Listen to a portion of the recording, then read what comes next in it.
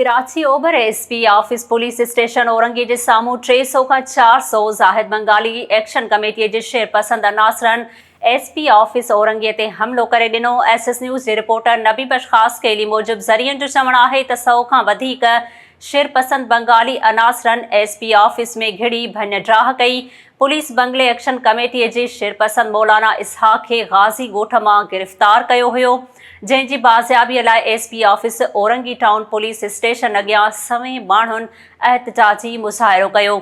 ज़रियनि मूजिबि Orangi police station जे हेड constable Haroon पुट रफ़ीक एहतजाज कंदड़नि मां हिक शख़्स हुसैन उर्फ़ सुहेल बंगालीअ खे थाणे जो लाकअप चेक करायो ऐं ॿुधायो त औरंगी पुलिस मौलाना इसहाक खे गिरफ़्तार नाहे कयो। उन बावजूदि मुज़ाहिरीन औरंगी पुलिस स्टेशन जे हेड कांस्टेबल हारून पुट रफ़ीक ते वहशाणो तशद्दुद कयो ऐं खेसि ज़ख़्मी करे विधो, जंहिंखे फ़ौरी तौर इस्पताल नियो वियो।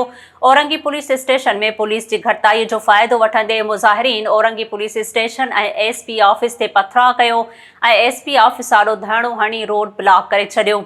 उन मौक़े ते पुलिस मुज़ाहिरीन ते लाठी चार्ज ऐं ॻोढ़ा आणींदड़ गैस जो इस्तेमालु कयो, जंहिं बाद एहतजाज में शामिल मुज़ाहिरीन छड़ो छड़ थी विया ऐं मेन रोड खे ट्रैफ़िक लाइ खोलियो वियो। पुलिस एहतजाज दौरान कुझु माण्हुनि खे गिरफ़्तार बि करे वरितो आहे।